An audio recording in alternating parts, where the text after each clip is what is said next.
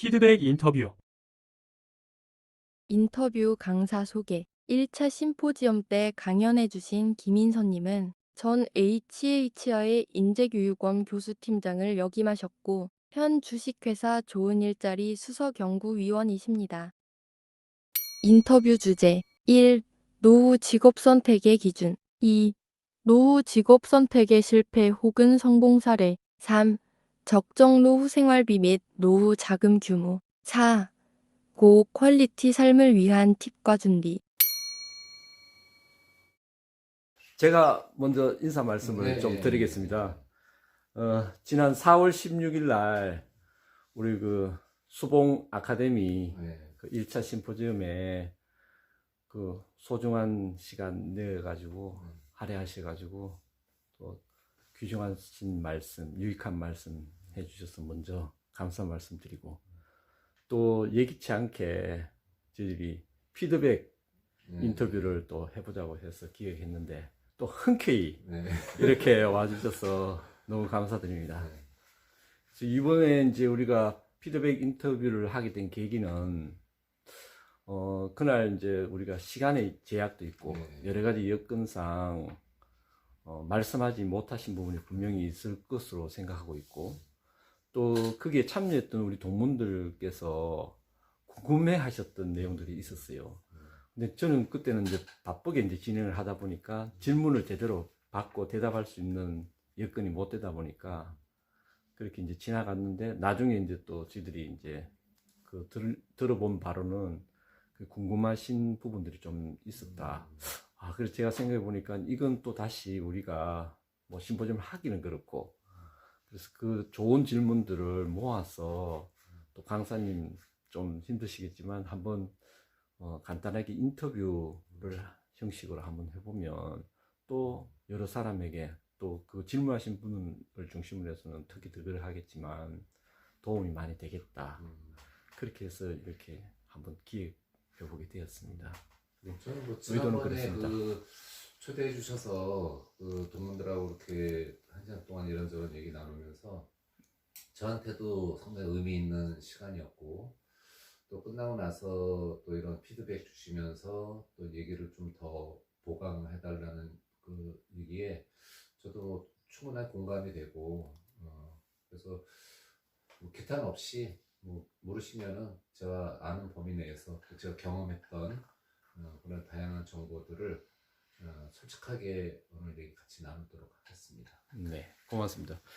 그래서 먼저 우리 그 질문을 뭐 제가 이렇게 하는 것보다는 또 우리 김철진 선배님께서 자연스럽게 대담 형식으로 그렇게 한번 진행해 보도록 하겠습니다. 선배님 뭐 간단한 인사를 비롯해서 뭐 하실 말씀. 우리 저 이수홍 우리 후배님이 또 이런 자리를 마련해 주셔서 대단히 감사하고 생각을 합니다. 먼저 우리 김민선 강사님께서 약 한 달 전에 우리 동문들을 위해 궁금한 사항이 일부 있어서 이 자리를 이렇게 마련하게 되었습니다. 그래서 저도 역시 정년퇴직 후에 제2의 삶, 제2의 자업을 만들면서 활동을 하고 있는데, 우리 저희들 후배님들께서 아직까지 많은 궁금한 부분들이 많기 때문에 오늘 뭐 편안하게 강사님께 몇 가지 어떤 직종이 좋은지, 또 어떤 분야에 그를 어느 한 특정에 의해서 말을 할 수는 없겠지만 평균적으로 지금까지 경험하신 내용들을 간략하게 좀 설명을 해주시면 도움이 되지 않겠나 생각합니다. 예, 알겠습니다. 질문 포괄적으로 하면은 또 얘기하기가 좀 쉽지 않으니까 구체적으로 단락단락 질문해 주시면 제가 조목조목 그냥 상세하게 설명해 드리도록 할게요. 예. 그럼 첫 번째 질문 드리는 부분은 이제 자업을 선택을 할 때에 그 선택의 어떤 기준, 그 선택의 기준과 어떤 직종 이런 것들에 대해서 조금 구체적으로 조금 이야기가 좀 세부적으로 이게 좀 되어주면 더 좋겠다는 내용이 있었기 때문에 말씀을 한번 좀 드려보고, 그다음 전북구는 아니지만 울산 지역에 네. 저희들이 이제 60대 퇴직을 하고 나서 부부가 살아간다면은 네. 한 달에 평균적으로 들어가는 비용이 네. 어느 정도의 비용을 가지고 네. 좀 중위권 생활을 이렇게 할 수 있을는지 네. 그것도 굉장히 우리 동문들께서 조금 좀 첨예한 그런 어떤 과제, 숙제 어떤 그런 부분들입니다. 네, 제가 뭐 이렇게 중간에 말씀드려서 죄송한데 질문이 오늘 좀 많을 것 같은데 그 많은 질문을 그 영상 하나로 다 담으면 좀 너무 또 루즈해지니까 질문 하나에 영상 하나씩 정리하는 걸로 해서 예. 일단 아까 질문하신 그 퇴직 후에 새로운 직업 선택에 대한 거를 얘기하셨는데 그거와 관련된 것만 일단 집중적으로 한번 얘기를 나눠보죠. 예, 알겠습니다. 지금 이제 그 퇴직 이후에 중장년도의 그 재취업과 관련해서 이제 많은 분들이 이제 관심들이 많아요. 이제 그런 질문도 많이 받고. 근데 이제 우리가 이제 일이라는 거에 대한 거를 좀 생각을 좀 정리해 볼 필요가 있는 게, 젊어서 우리가 일했던 주된 직장, 거기서 보통 뭐 한 20, 30년 이렇게 일을 하다가 이제 되게 요새 나오시는 분들이 50대 초중반, 그다음에 정년하고 나오시는 분들은 뭐 흔한 케이스는 아니지만 그래도 이제 정년하고 나오시는 분들이 한 60, 그러면 이제 뭐 50대, 60대의 주된 직장에서 퇴직하고 나서 새로운 직장을 구하는 거가 많은 분들의 희망사항이긴 하지만 사실은 그게 쉬운 일이 아니거든요. 그렇죠. 네, 현실이. 네. 근데 이제 또 그 일과 관련된 거를 우리가 생각을 해보면, 몸을 쓰면서 하는 일이 있고, 아니면, 머리를 쓰는 일이 있고, 그렇게 이제 크게 보면 이제 뭐 두 분류로 할 수 있는데, 그런 거를 또 이제 요렇게도 또 우리가 분석을 해볼 수가 있어요. 내가 주된 직장에서 젊었을 때 한 20, 30년 했던 일과 그 경력을 바탕으로 해서 새로운 일자리를 찾는 것. 그런 걸 우리가 이제 소위 말하면 이제 경력 개발형이라고 그러거든요. 그러니까 내가 주로 일을 했던 분야와 관련된 일을. 그거는 이제 장점이 뭐가 있냐면 새로운 공부를 안 해도 내가 평생 습득한 기술과 경험을 활용해서 일을 할 수 있기 때문에 쉽게 내가 일을 이어갈 수가 있는데, 근데 이제 그건 이제 단점이 뭐가 있냐면 우리가 주된 직장에서 일을 그렇게 한 20, 30년 하다가 뭔가는 이제 나이가 됐거나 아니면 무슨 그 경기가 그 업종이 안 좋거나 해서 구조조정을 하거나 이제 이렇게 해서 이제 나오게 되면 내가 20, 30년 동안 주된 직장에서 일했던 걸 갖고 연결된 일자리 찾는 거가 현실적으로 쉽지가 않은 케이스예요. 예, 그렇죠. 네. 그래서 이제 그런 거에 대한 고민들이 많을 거고, 두 번째는 이제 요거랑 또 상반된 얘기가 내가 일했던 주로 20, 30년 동안 일했던 거랑 전혀 상관없는 새로운 일을 찾는 거죠. 그런 걸 우리가 이제 직업 전환형이라고 하거든요. 그러면 이제 우리 그 토마스 형제님이나 이제 저 같은 경우에 우리가 주된 직장에서 일했던 분야와 다른 일을 지금 하고 있잖아요. 예, 그러니까 저희 같은 경우가 이제 직업 전환형이죠. 근데 이런 거는 이제 장점이 뭐냐면, 내가 하고 싶은 일에, 내가 잘할 수 있는 일에, 내가 새로 시작해서 나이 계속 들어서도 계속 할 수 있는 일, 이런 걸 이제 찾아서 할 수 있는 게 장점이 있는 반면에, 단점은 기존에 내가 익숙하지 않은 분야에 새로 도전을 해야 되니까 거기에 따르는 준비가 많이 필요하겠죠. 네. 그 다음에 이제 세 번째 유형은 우리가 소위 말하면 이제 사회 참여형이라고 그래갖고, 공공근로나 뭐 아니면 공익적인 목적을 갖는 일자리들이 또 있어요. 아니면 뭐 그 지방자치단체에서 필요한 공공근로라든지. 근데 이제 이런 거는 또 문제가 뭐냐면 워낙 이런 일자리를 찾는 사람들이 많다 보니까 이게 점수화 해갖고 거기에 적합한 조건이 돼야 되는데, 그러려면 이제 뭐 워낙 이제 살기 힘들어 하시는 분들을 우선 배정할 수밖에 없다 보니까, 뭐 이제 기업체에서 뭐 한 20-30년 있다가 이렇게 퇴직하신 분들 같은 경우에 본인이 갖고 있는 그런 자산 규모로 봤을 때 이런 공공근로에 참여할 수 있는 기회를 얻는 거는 뭐 하늘의 별따기보다 더 어려워요. 예, 맞습니다. 네. 그러다 보니까 현실적으로 취업 목적에 따른 어떤 그 유형이 제가 지금 말씀드린 게 어떤 일자리든지 이 셋 중에 하나거든요. 우리가 이제 주된 직장에서 나와서 나이 들어서 일자리를 찾을 경우에는, 그러면 내가 오랜 동안 가졌던 경험을 바탕으로 해서 경력 개발형으로 할 건지, 아니면 기존의 것을 다 제로 베이스에서 출발해 갖고 지금 이 시대가 필요로 하는 분야에 내가 새로 진입할 것인지, 그걸 이제 직업 전환형을 하든지, 뭐 사실은 둘 중에 하나겠죠. 그런 걸 할 때 아까 제가 전자에 말씀드린 머리를 쓰는 일인지 아니면 몸을 쓰는 일인지, 그런 걸 잘 이제 조합을 해서 해야 되는데, 이런 말씀을 드리면 많은 분들이 경력 개발형을 원하는 경우가 많아요. 그렇죠. 왜냐면 쉽게 접근하고 싶은 거고, 그다음에 새로운 투자를 하고 싶은 마음은 없고, 그다음에 이제 공통점이 뭐냐면, 이제 큰 돈벌이보다는 집에 있으면 너무 무료하고 하니까 좀 소일거리 삼아 할 수 있는 일이 없을까, 그런 식으로 접근하기 때문에 그냥 내가 익숙한 일, 내가 잘할 수 있는 일, 그동안 해왔던 일과 관련해서 내 경험이나 경력을 필요로 하는 데가 있으면 뭐 가서 그냥 출퇴근하면서 그냥 용돈벌이 정도 하겠다, 이제 이런 생각인데, 그건 너무 안일한 생각이고, 그런 일자리는 특수한 직무 역량을 갖고 있지 않는 한은 현실적으로는 어렵다. 예. 그렇다면 차선으로 찾는 게 이제 그럼 직업 전환형일 때, 이거는 이제 우리가 50대, 60대라 그러면은 나이 들어서 그렇게 새로 할 수 있는 게 뭐가 있냐, 이제 그거에 사람들이 관심이 많은 거죠. 그러다 보면 제가 이제 흔히 듣는, 제일 많이 듣는 얘기들이 뭐 하고 싶어요 그러면은 대부분이 뭐 아파트 경비, 뭐 아니면 뭐 택시 운전, 뭐 이런 얘기들 많이 하거든요.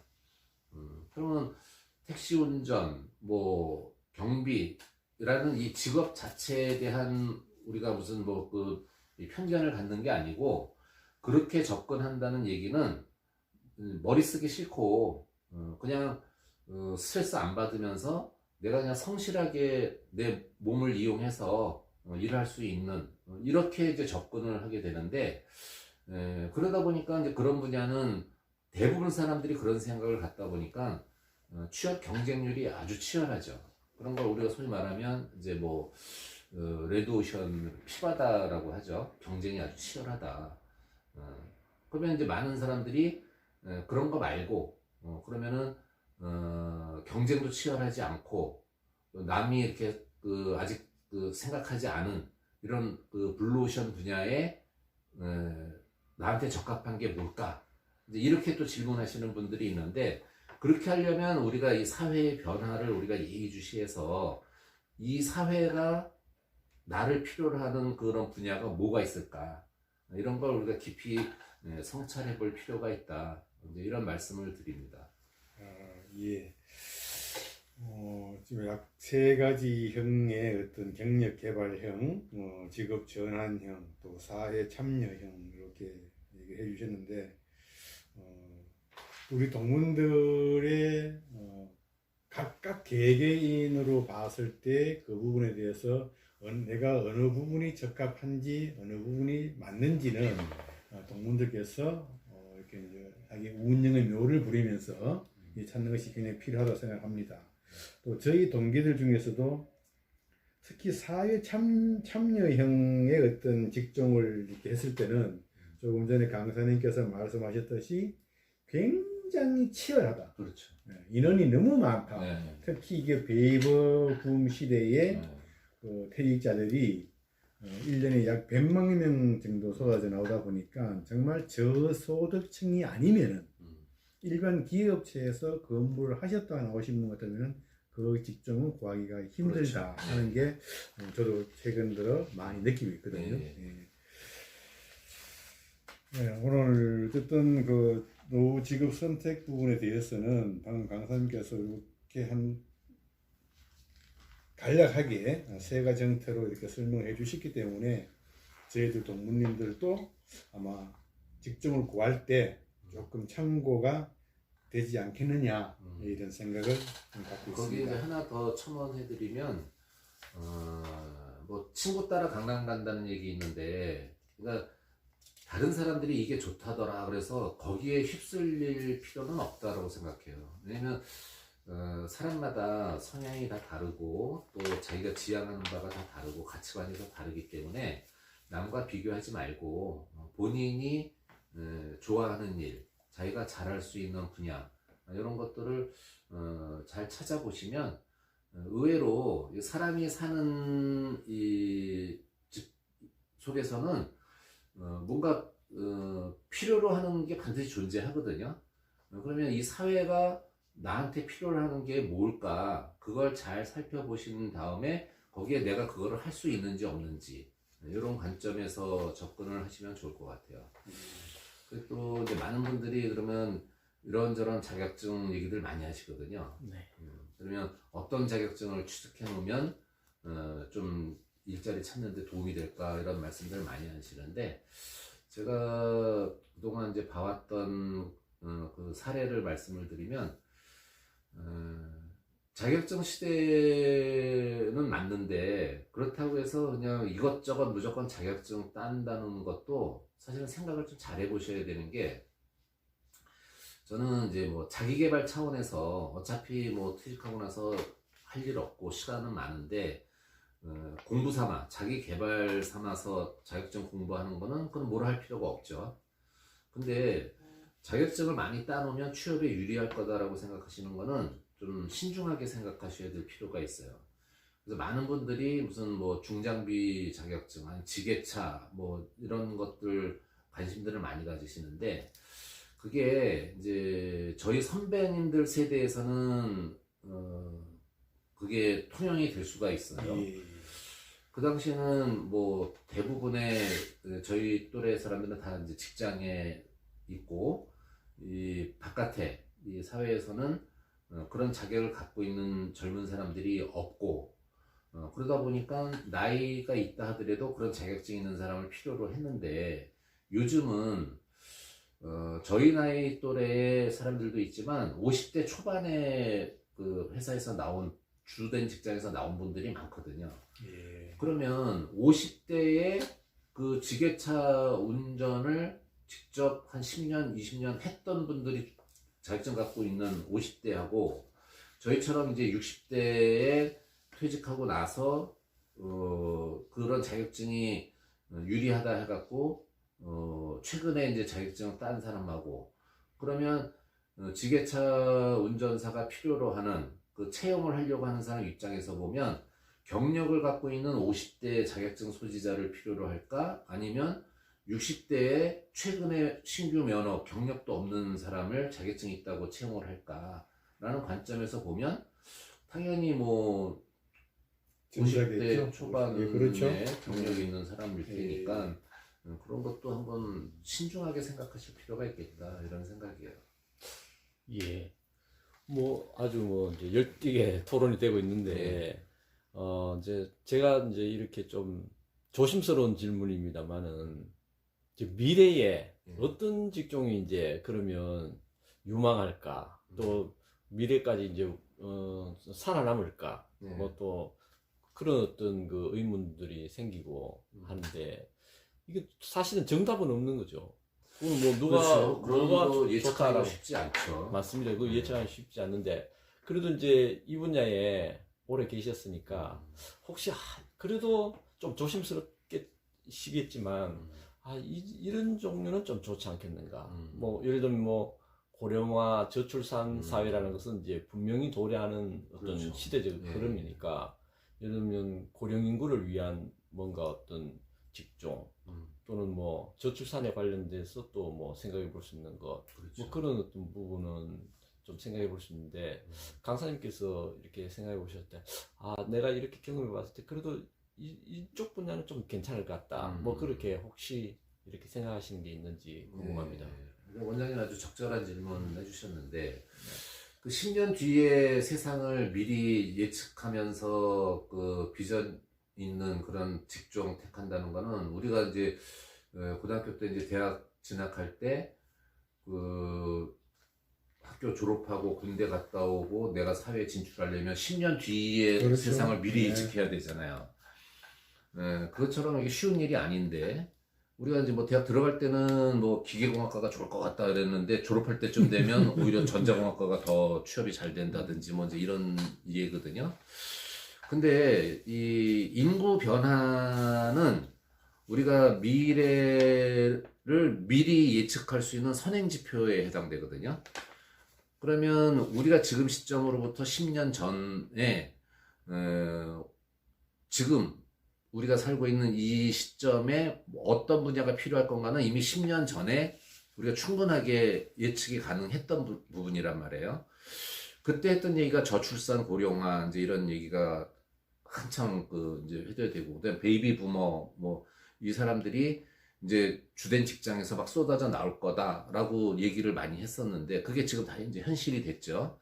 그러면 지금부터 10년 뒤는 그러면 지난 10년 과거를 봤을 때 앞으로 10년 뒤는 어떻게 될 건가는 뭐 지극히 정상적으로 지금에서 큰 변화 없다 그러면 저출산 고령화의 이 추이는 변함이 없을 거다. 그러면 점점 고령 인구는 늘어나고 그다음에 어린애들은 더 적어지고 그러면 우리 생활 주변에서 보면 울산의 북구가 전국의 그 기초자치단체 중에서는 제일 젊은 도시에 속하거든요. 그러면 우리 주변에 유치원이 제일 많단 말이에요. 울산에서 이 북구가. 근데 지금 최근 들어서는 유치원들이 다 통폐합되고 매각되고 지금 손을 털고 있는 거가 지금 이제 유치원 원생이 없거든요. 네. 그런데 지금 재미있는 거가 그 기존에 있었던 유치원 시설을 이제 원생을 받기가 쉽지 않으니까 어느 발빠른 분은 그 유치원의 유자를 노자로 간판을 바꿔갖고 그 시설을 원생을 어린 나이를 대상으로 했던 거를 이제 나이 많이 드신 분들을 원생으로 다 받는 거죠.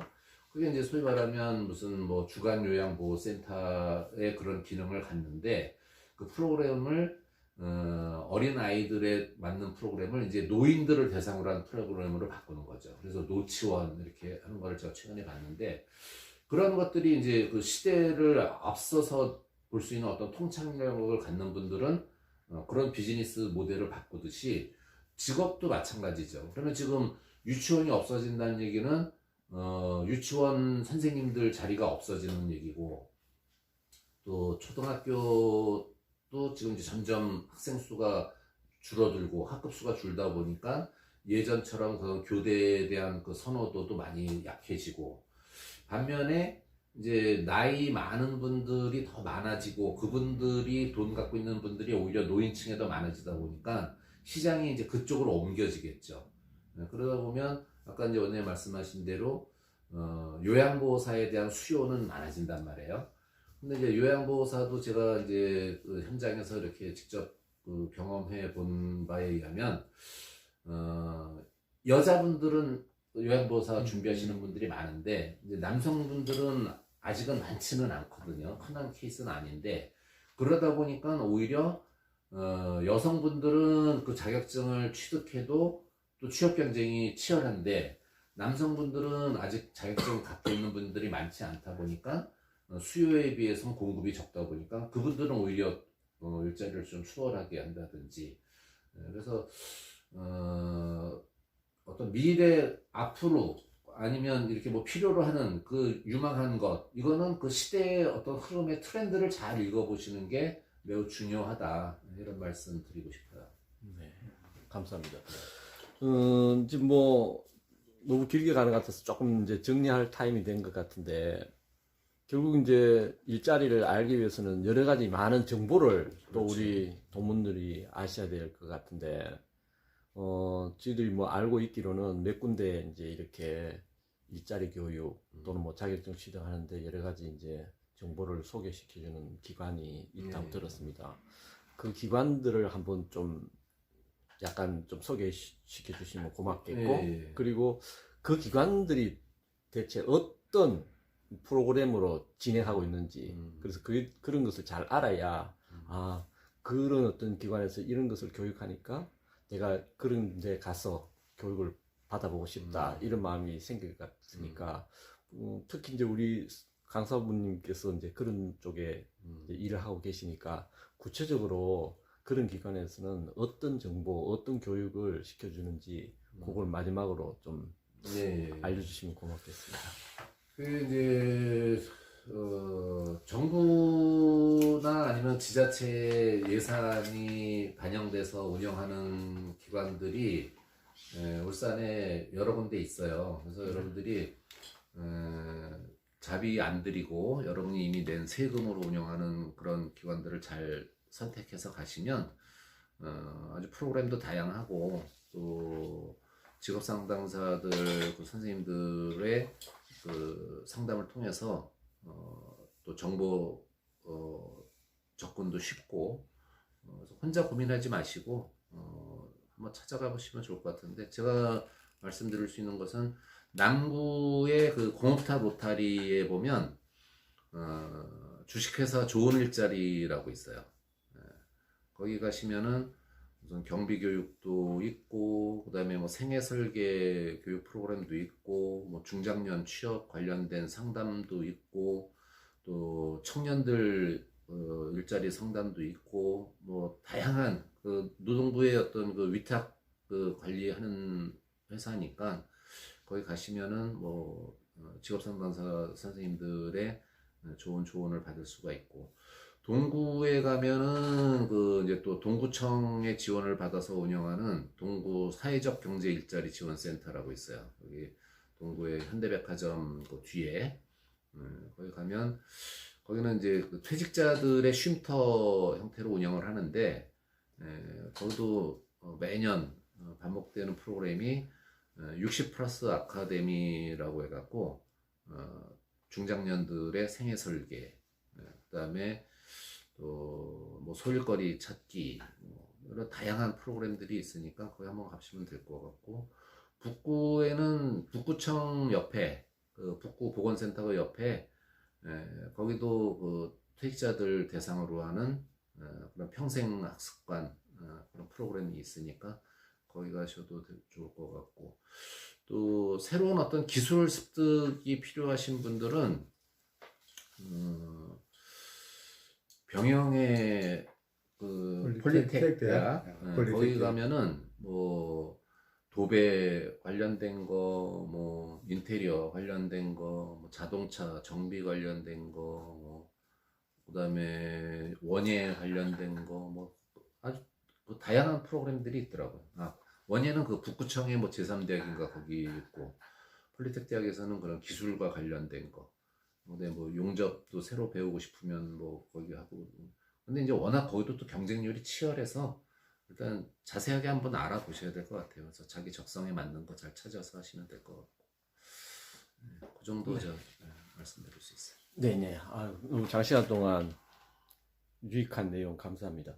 혹시 김철진 선배님 또 다르게 추가로 질문하실 게 있는지? 뭐 전체적으로 일목요연하게 강사님께서 설명을 잘 해주셔서 저희들 동문들이 아마 좀 많은 이렇게 도움이 되었으면 하는 그런 바람으로 오늘 인터뷰를 했기 때문에 어쨌든 강사님 장시간 동안 감사합니다. 예.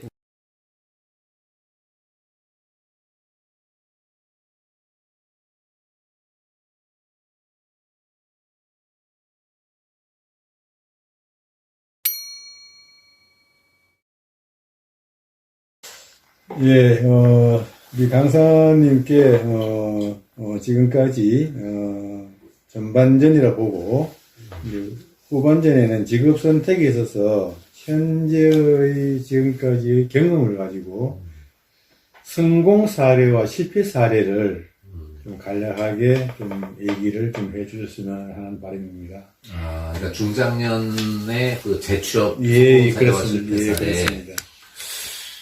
그러면 이제 뭐 먼저 영상에서 제가 얘기했던 그 취업 목적에 따른 이 취업 유형 얘기했잖아요. 예. 경력 개발형, 직업 전환형, 뭐 사회 참여형 했는데 그 직업 전환형의 그 사례로 하나 말씀드리면, 이분은 이제 그 저랑 이제 가까운 지인인데, 자기가 뭐 한 20년 넘게 일했던 분야와 전혀 다른 새로운 분야에 취업한 사례인데, 혹시 뭐 직업 상담사라고 얘기 들어보셨는지 모르겠는데, 얘기는 좀 들었습니다. 그 직업 상담사는 전혀 그 관련이 없었던 분야인데, 이제 이 사람이 퇴직하고 나서 나이 들어서도 오랜 동안 일할 수 있는 분야를 이제 찾아서 본인이 선택한 게 그 이제 직업 상담사 분야예요. 그래서 그거는 이제 그 직업공단에서 자격증 부여하는 거 국가 자격증인데, 이런 건 이제 진입 장벽이 높죠. 시험 합격하기도 쉽지 않고 또 공부도 꽤 오랜 시간 공부해야 되고, 이 친구는 퇴직하고 나서 거의 뭐 한 1년을 그냥 두문불출하고 도서관에 들어가고 그 자격증 공부만 했어요. 그래갖고 결국 이제 자격증 따갖고 지금 뭐 10년 가까이 그 분야에서 일하고 있어요, 지금도. 그런 거 보면 진입장벽은 높지만 오히려 나중에 그 자격을 취득하고 나면 그렇게 경쟁이 치열하지 않은 분야. 그 다음에 체력 소모도 크지 않고, 나이 들수록 뭐 들어도 상관없는 일자리. 그런 거는 뭐 제가 볼 때는 상당히 성공적인 케이스가 아닌가 싶고, 예. 그 반대로 이제 뭐 그 실패한 사례로, 실패라고까지 보긴 뭐하지만 뭐 바람직하지 못한 케이스 중에 하나는, 경비는 자격증이 필요한 게 아니라 경비 교육 이수증이라는 게 필요하거든요. 그러다 보니까 이제 그거는 진입장벽이 낮죠. 쉽게 뭐 교육만 마치면 수료증 갖고 취업할 수 있는 거니까. 근데 이 사람도 직업 전환형 케이스예요. 그러니까 본인이 중공업에서 오랜 동안 일했던 그런 자기 전문 분야가 아니고, 이제 주위의 얘기 듣고 뭐 경비 이런 거 뭐 괜찮다 하니까 또 큰 노력도 필요 없고, 그러니까 그냥 불쑥 했는데, 이게 막상 취업을 어떻게 했냐면 주간 야간 교대하는 근무예요. 그러다 보니까 이제 나이 들어서 야간 한다는 게 쉬운 일이 아니거든요. 젊었을 때도 쉽지 않은데 나이 들면은 야간 이렇게 잠 못 자고 이렇게 하다 보면 면역 체계도 무너지고 건강도 악화되고, 그러니까 오래 못 하더라고요. 또 익숙하지가 않고 그러다 보니까. 아무튼 체력적으로 많은 소모가 이거죠. 네. 그거 보면 뭐 본인이 취업은 뭐 쉽게 됐을지 모르지만 또 금방 나오게 되고, 그리고 그 친구는 이제 다시는 그런 일은 못 하겠다라고 하는데, 그런 면으로 보면 제가 볼 때는 우리 토마스 형제님도 뭐 자기가 주된 직장에서 일했던 분야랑 지금 다른 데서 하는데 꽤 오랜 시간 지금 일하고 계시잖아요. 제 얘기를 잠깐 말씀드리자면은, 저도 자동차 업종에 한 30년을 근무를 하다가 조금 정부를 제가 봤어요. 제국에 계셨던 사무점을 보니까 그분들이 퇴직하고 나가가지고 전부 놀고 계시는 거예요. 전부 하나같이 다 놀고 계세요. 야, 이거 뭐지? 연락을 해보고 했는데, 이거는 좀 아닌 것 같다 하면서 제가 생각을 할 때부터 조금 조금씩 바꿨어요. 조금씩 바꾸다가 울산에 아마 그 교육기관이 있습니다. 한국 컨설팅 능률협회라는 그 교육기관을 통해가지고 컨설팅 공부를 했습니다. 이제 준비를 좀 하기 위해 가지고 한 8년간 준비를 하다가 컨설팅 능률협회에 이제 시험을 봐가지고 컨설팅 자격증 다시. 그게 제가 이제 하면서 퇴직 준비를 했던 그런 과정이었거든요. 그래서 이제 저도 이제 준비해야 되겠다. 팽을 치는데 내가 회사를 팽을 할 거냐, 회사가 나한테 팽을 하기 전에 내가 먼저 회사에다가 팽을 치고 나와야 되겠다. 그런 생각이 점차에 들기 시작했습니다. 그러면서 그런 안 했습니다.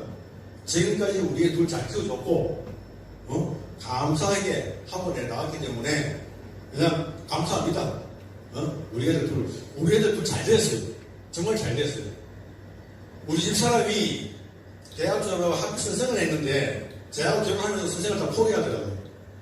포기를 하고, 자식 키우는데 한번 투자해보자고요. 그래서 어쨌든, 둘 다가 사회에서 지금 이렇게 잘 버젓이 활동을 잘 하고 있습니다.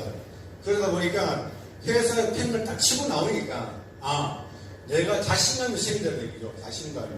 그래서 이 일을 해봐야 되겠다 하면서 컨설팅 공부를 했는데 그것이 연관이 되어서 지금 제가 하고 있는 거는 요 삼성 달동 내거리에서 삼성생명이라는 회사가 있습니다. 삼성생명이라는 회사에서 기업체 상대로 컨설팅을 하고 있습니다. 20일 근무하는 동안에 10일은 일을 합니다, 제가. 10일은 놀러 다녀요. 놀러 다녀요. 프리랜서로 이런 활동을 하고 있습니다. 영상 녹화 중 음성 녹음이 되지 않아 부득이 지난 심포지엄의 관련 내용을 더빙한 점 양해 바랍니다. 김철진 선배님의 진솔한 노후 직업 선택 사연 공유에 대해 다시 한번 감사드립니다.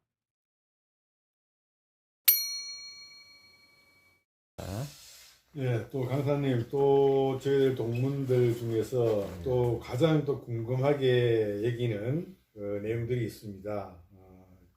저희들 이제 제보다는 후배 기수들, 네. 예, 50대 초반, 지금 현재 어쨌든 왕성하게 경제 활동을 하고 계시는 분들, 그분들이 만약에 퇴직하고 났을 경우에 한 달에 과연 생활비가 어느 정도 들어갈지, 또 나름대로는 막걸리만 먹는 게 아니라 한번 가끔 양주도 한번 먹어야 될 것 같고, 마라톤만 할 게 아니라 가끔 골프도 한번 쳐야 될 것 같고, 이런 생활을 하시는 생각을 하는 후배들도 많이 계시고, 그래서 저희들이 나름대로 이렇게 조사를 해 봤을 때는 최소 노후 생활비 50주만 해결할 수 있는 19년도의 자료를 보게 되면은 국민 노후 보장 패널 자료를 보게 되면 부부가 최소 노후 생활비가 194만 원 정도 되더라고요. 그럼 적정 노후 생활비라는 게 약 한 267만 원 정도가 이렇게 소요된다고 조사표에 나와 있습니다. 그래서 울산 지역에 봤을 때, 그래도 강사님께서 이렇게 강의를 하시거나 또 평균적으로 봤을 때 정말 울산 지역에서 우리의 노후에 들어가는 비용이 뭐 최소의 비용, 과연 어느 정도 들어갈지 좀 구체적으로 수치를 한번 제시를 해줄 수 있을지 궁금합니다. 네. 이게 제일 이제 민감하고 또 제일 많이 듣는 질문 중에 하나예요. 먼저 영상에서 얘기한 그 재취업 관련된 거, 그다음에 노후생활비, 이게 뭐 주된 질문인데, 특히 노후생활비 관련된 거는 아까 이제 그 질문하실 때 얘기한 그 통계 값을 얘기해 주시던데, 우리가 이제 평균 값의 오류, 평균 값의 한정, 이런 표현이 있는데, 여러분들이 이제 제일 주의하셔야 될 것이, 언론에서 얘기하는 이제 그런 최저 생활비, 적정 노후 생활비, 이제 그런 용어에 대한 일단 그 개념 정리를 잘 하셔야 되는데, 제가 볼 때는 뭐 최저 생활비라는 거는 뭐 자기 먹고 사는데 문제 없는 돈인 것 같아요. 의식주 해결하는데. 그다음에 이제 적정 노후 생활비라는 거는 그래도 뭐 그 나이대에 뭐 문화생활 최소한 뭐 어느 정도는 할 수 있고 뭐 이제 이런 얘기고, 그래서 우리가 이제 사회 양극화, 빈부 양극화 이런 얘기 많이 하는데, 은퇴 생활하는 분들도 이 양극화가 심해요. 그래서 제가 강의 현장에서 접한 사례 중에 가장 적게 생활비 쓰는 분이 여성 한 분, 남성 한 분, 그 싱글, 그분들이 한 달에 50만 원 갖고 생활하는 분을 제가 두 케이스를 봤어요. 40대 중반의 여성인데 싱글이에요. 그분이 한 달에 50만 원 갖고 생활하는 사례를 봤고, 남성은 60대 중반인데 이분도 혼자인데 50만 원 갖고 생활하는 케이스를 봤어요. 예. 우리가 상상할 수가 없죠. 50만 원 갖고 한 달 생활한다는 거는. 그러니까 뭐 거의 뭐 그냥 수도승처럼 생활하시는 것 같아요. 네. 그다음에 제가 현장에서 접한 분 중에 제일 지출 규모가 컸던 분이 한 달에 700만 원 쓰는 케이스를 봤는데 이렇게 천차만별이거든요. 그러면 50만 원 쓰는 케이스, 700만 원 쓰는 케이스는 둘 합해서 750만 원 나누기 2 하면은 뭐 370만 원. 그럼 평균은 370이란 말이에요. 근데 사실은 아니죠. 그렇죠. 네. 그래서 제일 적절하게 제 주변에서 봤을 때 사례가 이제 많은데 뭐 그냥 솔직하게 제가 쓰는 생활비를 이렇게 얘기해드리면 그냥 금액으로다가 이렇게 제가 말씀드리기에는 적합하지는 않은 것 같아요. 뭐 집집마다 다 형편이 다른 거니까. 근데 저는 지난번 아카데미 때 그 말씀드린 것처럼 퇴직하고 나서 지금 10년 넘게 단 하루도 안 빼고 가계부를 제가 지금 계속 쓰고 있는데 네. 대단하십니다. 그 가계부를 저는 이제 수입, 지출해서 지출을 제가 8개 항목으로 세부적으로 구분해서 분석을 하거든요. 그래서 예를 들어서 오늘 내가 뭐 5만 원을 썼다. 그럼 그 5만 원이 제가 구분해 놓은 8개 중에 어느 케이스에 해당되는지를 따로 또 별도로 집계를 해요. 그러면은 8개 항목이 일단은 제가 부모님이나 아니면 자녀들, 가족들한테 들어가는 비용. 이제 저 같은 경우는 이제 부모님 생활비를 드리니까. 근데 이제 이거는 뭐 저의 특수한 경우지 부모님들이나 자녀들이 경제적으로 다 독립돼 있다 그러면 해당이 안 되는 상황이니까 이거는 뭐 해당이 안 되겠죠. 저만 해당이 되는 거고. 두 번째는 이제 제 집사람하고 제 취미생활 여행에 관련돼서 지출되는 거. 세 번째는 의식주에 해결되는 거. 그 다음에 이제 공과금, 뭐 각종 세금이나 뭐 그 휴대폰 비용 나가는 거, 아니면 아파트 뭐 관리비 나가는 거, 뭐 이런 용도로다가 공과금. 이건 고정 지출이니까 이건 뭐 어떻게 줄일 수도 없는 거고. 그 다음에 의료비. 예, 그래서 이제 뭐 퇴직하고 나면 그 의료보험료도 꽤 비싸잖아요. 그렇죠. 예. 장난 아니거든요. 그 다음에 뭐 간간히 병원 가는 거, 그 다음에 경조사비. 뭐 이제 저는 이제 소통이라 그래갖고 뭔가 대인관계에 필요로 하는 비용은 다 여기다가 별도로 집계를 하거든요. 뭐 친구들하고 만나서 뭐 막걸리 한잔 한다든지 뭐 경조사비 나가는 거. 그 다음에 차량에 관련된 유지비. 그 다음에 저는 이제 뭐 신앙생활을 하고 있으니까 제 신앙과 관련해서 지출되는 거. 요거는 뭐 저랑 같은 케이스도 있지만 또 신앙생활 안 하시는 분도 있으니까 이거는 해당이 될 수도 있고 안 될 수도 있고. 저는 이렇게 이제 8개 항목을 구분하고 있는데 각자의 케이스 말고 공통적으로 우리가 누구나 예외 없이 해당되는 것 같은 경우는 일단 뭐 차량, 그 다음에 그 경조사비, 의료비, 공과금, 그 다음에 의식주.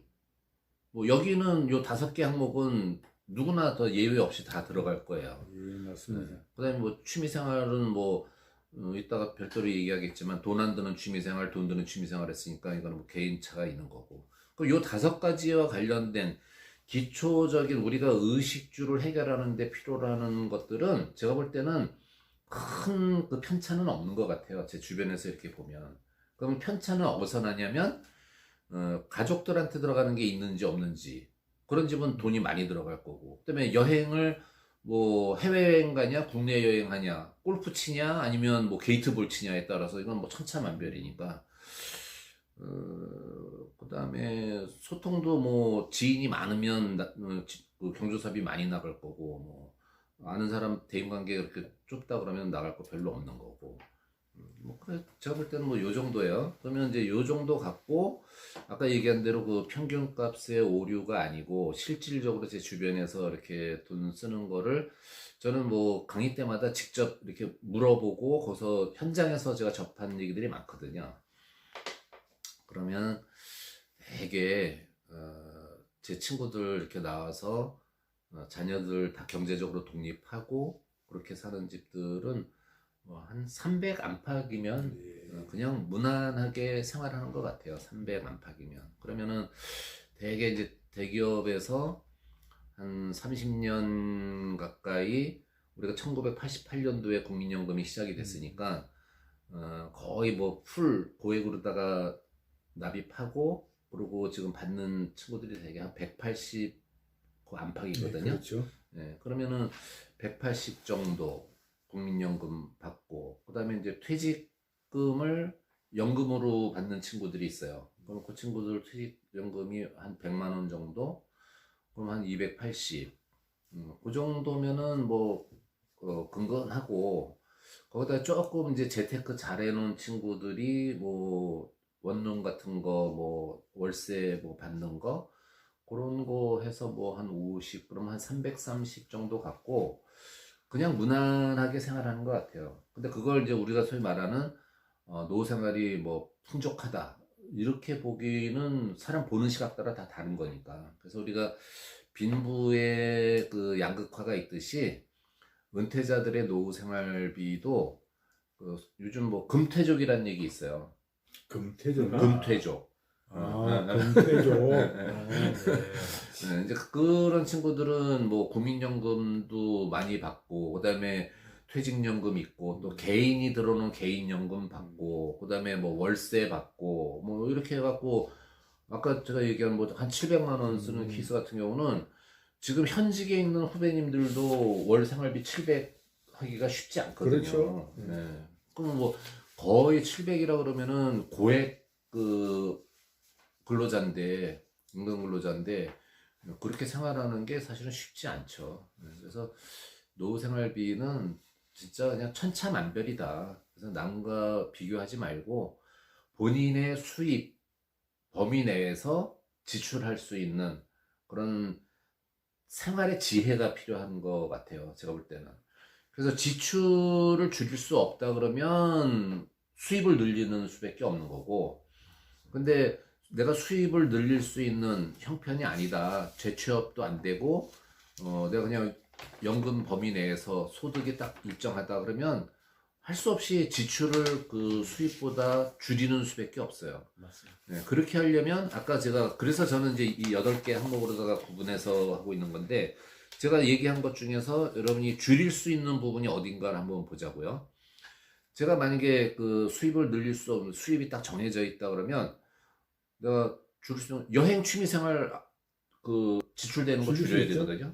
그건 안 하면 되는 거니까. 그다음에 돈 안 드는 취미생활 하면 되는 거고. 근데 이제 부모님이 돌아가시기 전까지는 저는 뭐 그 부모님 생활비 드려야 되는 거고. 근데 이거는 이제 일정한 시간이 지나면 부모님한테 들어가는 돈은 안 들어가겠죠.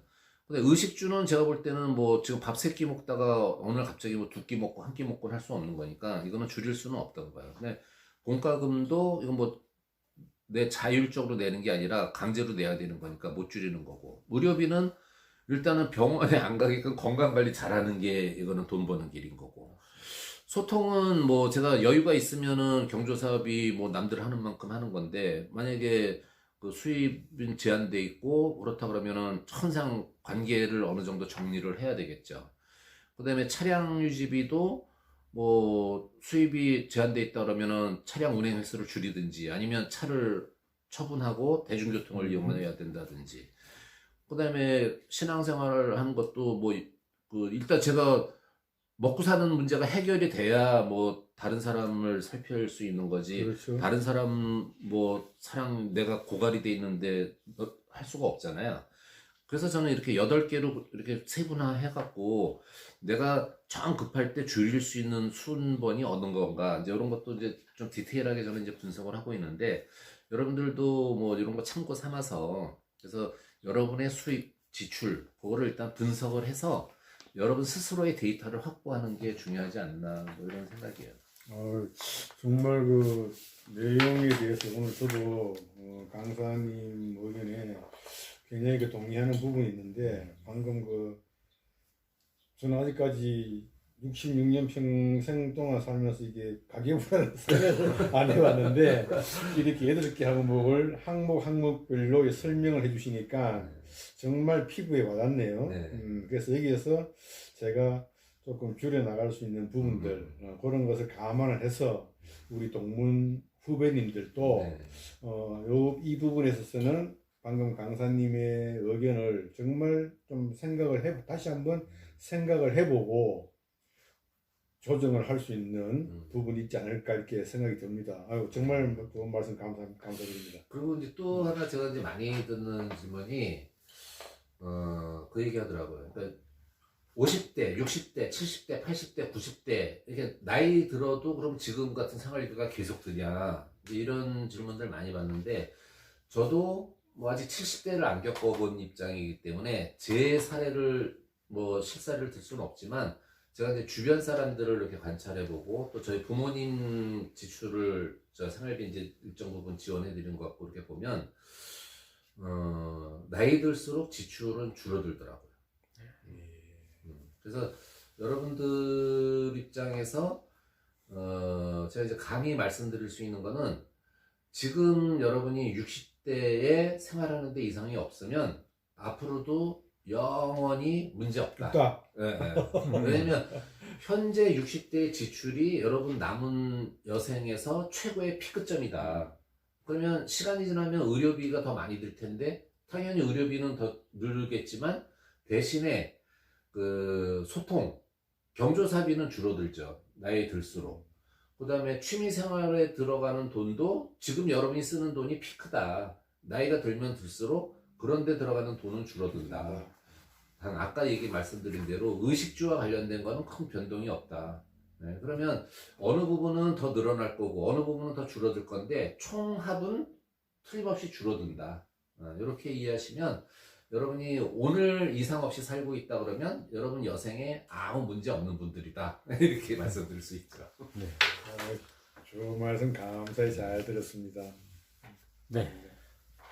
뭐 저희도 아마 그 우리 후배 기수들이 이제 앞으로 아직은 이제 퇴직이 조금 남아 있으니까 자기네들이 이제 그 앞으로 돈이 어느 정도 들지 자금이 어느 정도 들지를 알아야 이제 어떻게 보면 재테크도 하고 저축도 하고 또 경우에 따라서는 지금 조금 좀 방만이 이렇게 썼다면 지출이 많이 있었다면 그런 낭비적인 요소는 줄여야 되고 그렇게 해서 이제 더 이제 미래를 좀 준비하는 어떤 그런 차원에서 아주 그런 좋은 질문이었던 것 같습니다. 그래서 좋은 포인트인데 네. 저도 가계부를 재직 중에는 안 썼어요. 네. 네. 근데 집사람하고 이제 맞벌이 하기 때문에 경제적으로 이렇게 뭐 그 약간 이제 여유 있게 생활하다 보니까 그냥 뭐 쓰다 남으면 저축하고 뭐 이제 이렇게 생활을 해왔는데 네. 지나고 나서 생각해 보니까 너무 진짜 철없이 살았다 이런 생각이고 그런 관점에서 지금 이제 그 동문회 후배님들께서 이런 거에 관심 갖는 거는 참 요즘 그 젊은 분들은 참 지혜롭다 이런 생각이고 제가 퇴직 당시에 이 가계부를 쓰기 시작한 거는 이 가계부를 해서 이 평균의 데이터 값이 나만의 데이터가 확보되면 제가 아까 말씀드린 10년 뒤, 20년 뒤, 30년 뒤에 가계부도 미리 시뮬레이션을 해볼 수 있는 장점이 있어요. 맞습니다. 그래서 내가 지금 뭐 한 달에 예를 들어서 뭐 한 3, 400 쓴다 그러면은 내가 10년 뒤에는 어느 정도 쓸 수 있겠다. 그러면 내 수입 지출 그러면은 내가 이 상태면은 앞으로 10년 뒤, 20년 뒤, 30년 뒤에도 아무 문제가 없겠다. 아니면 요 시점쯤에는 내가 좀 문제가 될 것 같다. 그러면 요거를 부족한 거를 내가 어떻게 메꿀까? 뭐 이런 거를 다양하게 여러분이 전략을 짤 수 있기 때문에 가계부는 필히 써보시기를 제가 권해드리고 그 다음에 아까 말씀하신 것 중에 이제 그 재테크 관련된 부분 그거는 제가 이제 대기업체에서 정년하신 분들의 그 부모로부터 뭐 유산 상속받지 않고 그냥 자수성가해서 한 평범한 사람들의 그 평균의 그 레벨을 보면 되게 뭐 한 7억 안팎이에요. 그거를 제가 분석을 해드리면 일단 부모로부터 아무 물려받은 게 없어요. 근데 이제 직장 생활하면서 알뜰살뜰해서 지금 이제 아파트 한 채 갖고 있다. 그럼 울산에서 아파트 뭐 하면 이제 어디 사냐 또 다르겠지만 대개 뭐 한 3, 4억 정도? 그 정도면은 뭐 그냥 그 정도의 허름한 규모의 어떤 아파트. 뭐 좀 좋은 데 가면은 뭐 서울 같은 경우는 뭐 20억, 30억 되는데 울산에서는 뭐 우리 북구 내에서 하면 한 4, 5억 정도면 그래도 뭐 그냥 웬만큼 그 남구는 거의 10억이라. 그렇죠. 그러니까 네. 이제 남구처럼 그렇게 하면은 이제 이게 네. 안 되고. 그러면 울산에 뭐 북구 정도에 거주한다 그러면은 뭐 한 4, 5억 정도. 맞습니다. 북구는. 그다음에 이제 뭐 퇴직금 되게 대기업에서 오랜 동안 근무하다 나오면 퇴직금이 그냥 어마어마하게 많은 걸로 생각하는데 한 30년 근무했다 치고 평균 임금이 뭐 예를 들어서 뭐 한 800이다 치도 800만 해도 꽤 큰 돈이잖아요. 그렇죠. 거의 뭐 한 9천 가까이 되죠. 예. 그러면 뭐 세 전이면은 억대 연봉자란 말이에요. 맞습니다. 그 정도였을 때 평균 800이면 30년 했다 그러면은 2억 4천이거든요. 맞습니다. 그러니까 예. 제가 보면 뭐 퇴직금 한 2억 5천 안팎 그 정도예요. 그러면은 아파트 갖고 있는 게 뭐 한 4, 5억 뭐 그다음에 퇴직금 뭐 한 2억 한 5천 안팎 그다음에 중간에 알뜰살뜰 뭐 재테크해서 뭐 주식 갖고 있다 뭐 아니면은 뭐 저축해 있다 뭐 한다 한들 뭐 자녀들 되게 우리 나이 또래 같으면 한 2명 정도 될 텐데 뭐 자녀 결혼할 때 뭐 알아서 해라라고 하지만 사실 그 애들한테 들어가는 그 비용이 지원이 그런 것 빼고 나면 순수하게 이제 노부부 둘이서 갖고 있는 자산이 7억 정도만 돼도 제가 볼 때는 꽤 안정적으로다가 확보해 있는 케이스에 해당되는 거고 대부분은 그 정도가 안 된다. 그리고 회사 이제 다니다가 중간에 그만뒀다가 뭐 이제 이렇게 하신 분들 같은 경우에는 그 정도로 안정적이지도 않은 게 현실이다. 이제 이런 걸 감안해 본다 그러면 그 뭐 10억 뭐 이런 거 그냥 너무 쉽게들 얘기하는 것 같아요. 그래서 맞습니다. 직장 생활하면서 이렇게 그 노후 생활을 경제적으로 안정적으로 이렇게 준비할 수 있다는 게 말처럼 쉬운 일이 아니기 때문에 여러분이 아주 그 경상도 말로 단디 그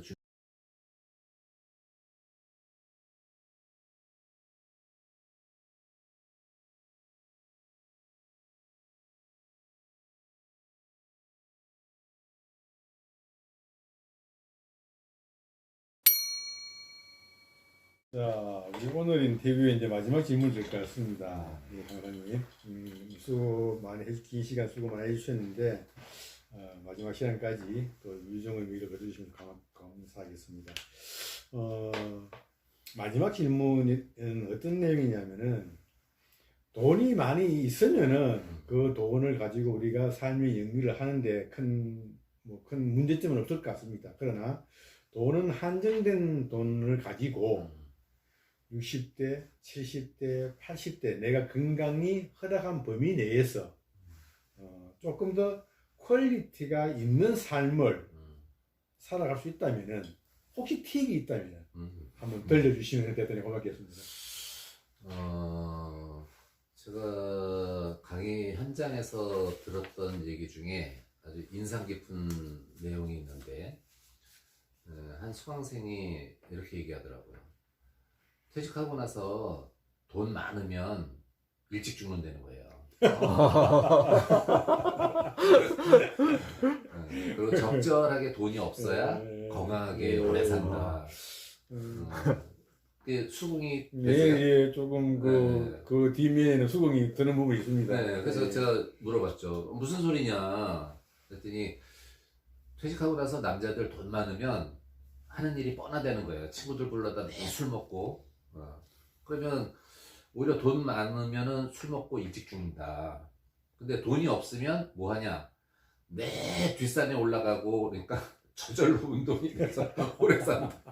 맞습니다. 그래서 참, 재밌는 표현이고, 또 하나는 제가 어느 기사에서 봤는데, 어느 대기업의 그 로얄 패밀리 중에 한 분이 인터뷰한 내용이 아주 인상 깊은데, 그분 얘기는 자기는 돈이 엄청나게 많은 분이니까 뭐 모든 걸 다 할 수 있다는 거죠. 근데 본인들은 제일 주의해야 될 게 뭐든지 다 할 수 있지만 절제할 수 있는 게 상당히 중요하다, 자기들은. 그러니까 안 해야 될 걸 해갖고 그 구설수에 오르면 그냥 한 방이라는 거죠.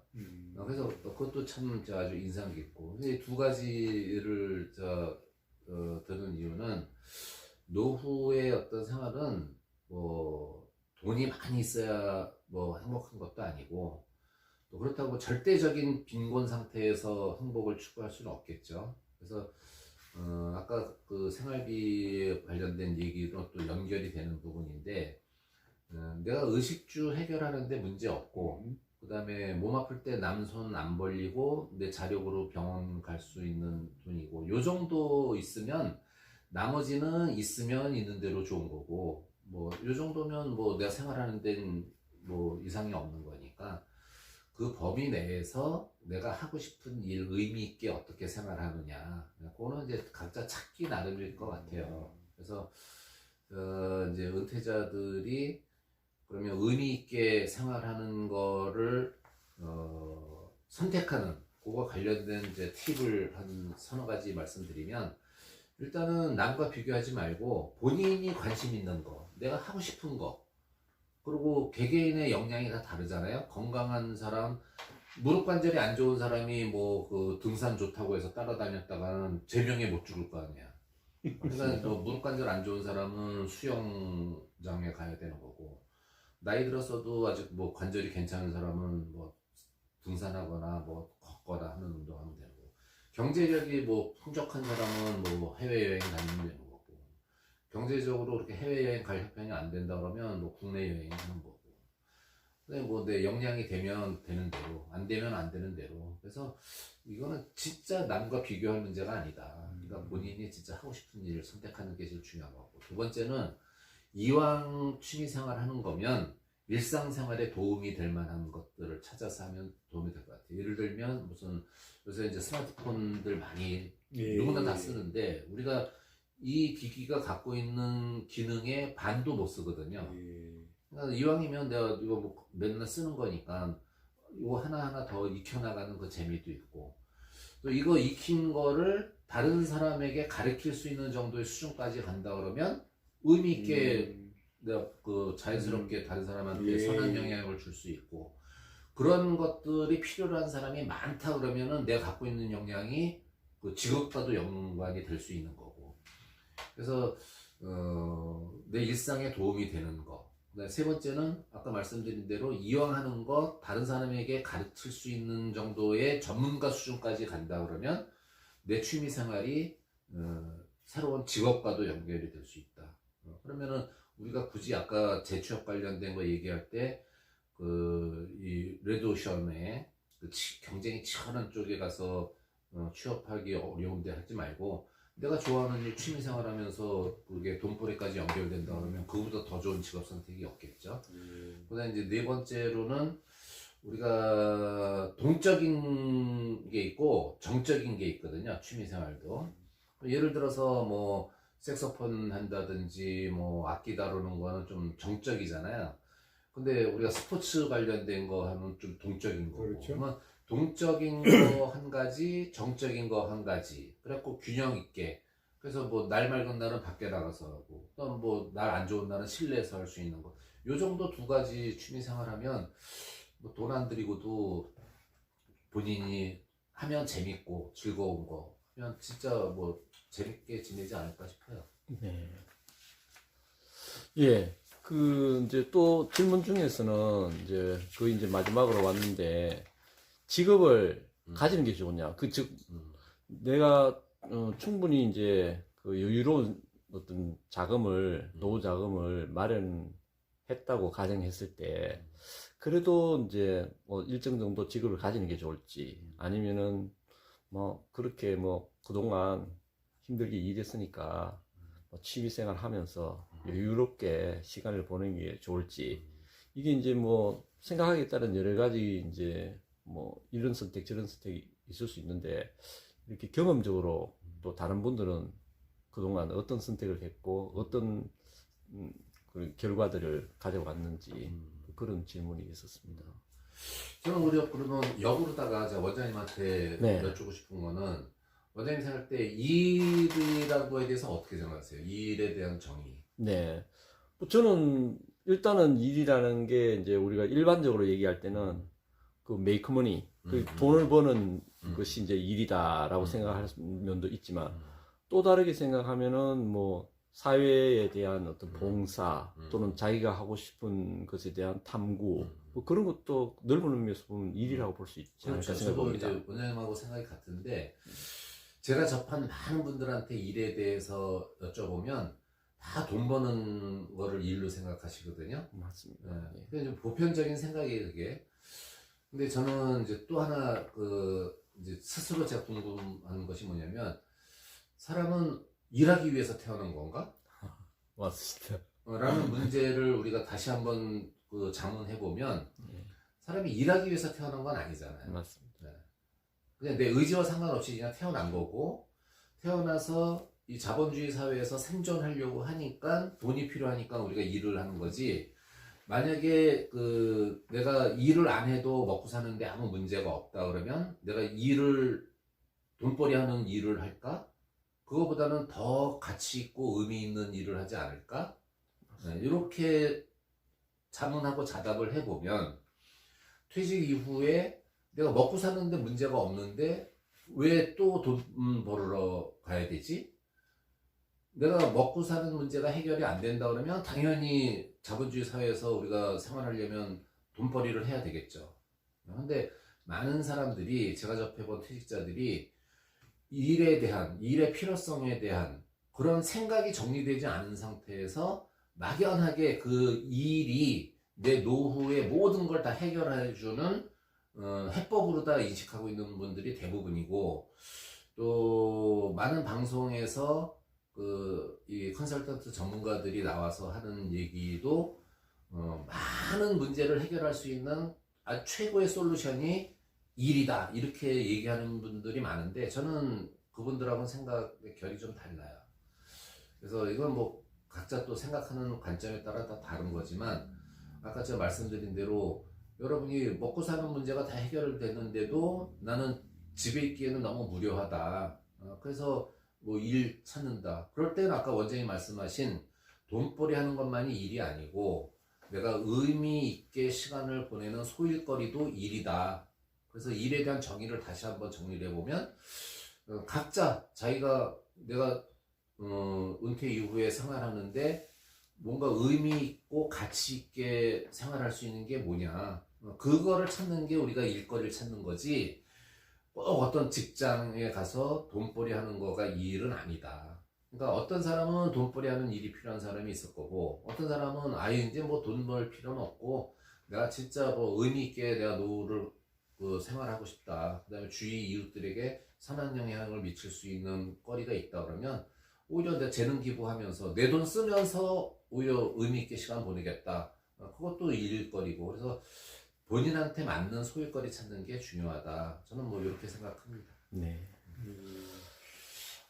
뭐 방금 강사님 얘기대로 역시 결정은 자기 본인 스스로 그렇죠. 결정을 해야 되는 부분이라고 봅니다. 네. 그래서 뭐 내가 어떤 여가 생활을 즐기는 삶을 살아가기 위해서는 나한테 맞는 어떤 그런 분들 남 의식을 하지 말고, 그렇죠. 여러 가지 그 얘기를 몇 번 강조해 주셔서 말씀을 계시는데, 오늘 뭐 장시간 동안 이렇게 시간을 내 주셔가지고 저희들 동문들에게 좋은 어떤 플러스적인 인센티브를 이렇게 많이 주셔서 제가 오늘 인터뷰하면서 정말 개인적으로는 굉장히 감사의 말씀을 드리고, 오늘 또 이거를 주관해 주셨던 우리 또 우리 중산에 우리 그 이 원장님께서 또 다른 마지막 다른 의견 계시면은 또 의견을 한 말씀 주시면 대단히 고맙겠습니다. 네, 뭐 우리 동문들 저는 그렇게 생각합니다. 아까 여가 생활 또 취미 생활 또는 우리 남은 뭐 또 이 많은 어떤 삶들을 얼마만큼 윤기 있게 보낼 수 있을까, 또 유익하게 보낼 수 있을까, 또 즐겁게 보낼 수 있을까. 거기에 우리 동창회가 동문회가 저는 많은 역할을 해줄 수 있다. 저는 그렇게 생각합니다. 그래서 여러 모임들이 있지만 또 우리 동문회가 가지고 있는 역량도 있고 자원도 있고, 그래서 우리 동문회를 통해서 또 취미 활동을 또 만들어 나갈 수 있고, 또 의견 맞는 사람들끼리 또 더 좋은 어떤 그런 뭐 봉사 활동도 할 수 있고, 또 좀 욕심 같아서는 우리 먼저 이렇게 노예 직업 선택을 하신 분들의 경험담, 그렇죠. 직접적인 경험담. 우리 이제 강사 선생님은 이제 이론적이고 또 이제 규격화된 어떤 그런 말씀을 하시지만 실제로는 굉장히 다양하다고 저는 보거든요. 선배님 한 번 나름대로 어떤 경험이 우리 후배들을 또는 우리 동문회에는 어떻게 보면 자산이고 그 자산을 잘 활용했으면 좋겠다 그렇게 생각하고, 또 거기에 또 이렇게 우리 김인선 스님께서 자리를 이렇게 만들어주고 계기를 만들어줘서 다시 한번 감사드립니다. 아니 뭐 지난번 그 수봉 아카데미 그 발제할 때도 제가 말씀드렸지만 이 경주고등학교 올 경주고등학교 동문회가 저는 진짜 아주 신선한 경험을 하게 된 건데, 역시 명문고등학교 동문회답다 이런 이 기획이나 이런 것이. 그다음에 또 아까 원장님께서 말씀하신 대로 동문 내에 이미 다 성취를 이룬 훌륭한 그런 사례들이 내부적으로 엄청나게 많으니까 동문들끼리의 그런 이 경험과 정보를 공유하는 것만으로도 제가 볼 때는 자체 내부에서 이미 솔루션을 다 찾을 수가 있다, 그런 느낌이 들고, 이런 좋은 기획에 같이 참여할 수 있게 돼서 저도 행복했습니다. 감사합니다. 예, 고맙습니다. 감사합니다. 예, 이것으로 그러면 1차 심포지움 피드백 인터뷰를 마치도록 하겠습니다. 박수 한번 고맙습니다. 주세요. 네, 고맙습니다. 감사합니다.